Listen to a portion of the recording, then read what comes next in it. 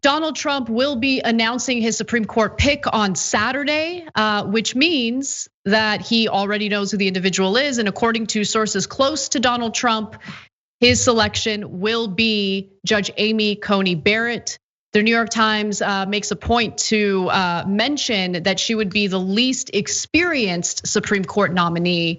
However, she is a favorite among conservative politicians and conservative voters because of her Christian background, but also more importantly, and I think this gets left out in a lot of the analysis in the media, she also would immediately invalidate the Affordable Care Act. She's on the record saying that.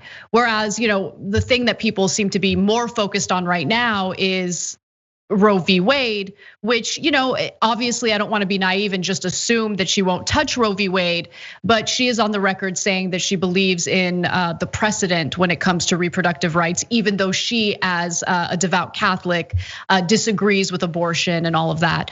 But Emma, I wanted to get your thoughts. We were talking about this a little bit during the break. Talk a little bit about what this means for the Affordable Care Act. Certainly, so that's my concern too. I mean, we're both women. We obviously have concerns about our reproductive health, but I think there is a hesitance in terms of justices overturning that precedent because of the ripple effects and how massive it would be. I feel like it's just more of a political talking point for conservative politicians to score points than it is a judicial reality. That's the only thing saving us here. What should concern everybody is that she's 48 years old. She has a history of pro-corporate positions that side with the employer against the employee, et cetera, I believe. And she's sided against, I'm reading some of it here, things in gun rights. She dissented in a decision that would disarm felons, for example, after they came out of prison. She's pretty extreme when it comes to those issues. But for the Affordable Care Act, guys, if it's 6-3, if she gets through and it's that solidly conservative, they're going to do away with the Affordable Care Act. And then that's a conservative, basically supermajority for decades at that point. Say ideally we get a progressive president in 2024 who wants to put Medicare for all through. That's done. That's what concerns me most about these decisions are, yes, the Supreme Court's been pro-corporate for a very long time. Although Mitt Romney says we're a center-right country and the court's been leftist for a while. Talk to him about Bush v. Gore and Citizens United, whatever.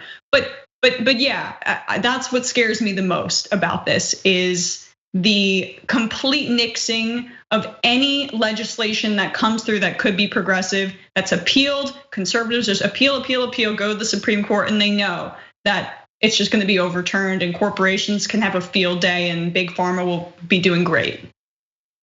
Yeah, I am definitely worried about this. Representative Ro Khanna introduced a bill that would limit the time a Supreme Court justice could serve on the Supreme Court to 18 years. I don't know where that piece of legislation is gonna go, but I do think that it's important that you mention her age as you just did and how her influence on the court will have lasting ramifications on this country, really. And yeah, the pro-corporate angle is something that just seems to get lost in the fray, lost in the analysis. And I'm glad that we're talking about it. In a story that we'll cover later, Donald Trump signed more ridiculous, phony executive orders alleging that he's protecting people with pre-existing conditions. The truth is those executive orders, constitutionally speaking, have no teeth.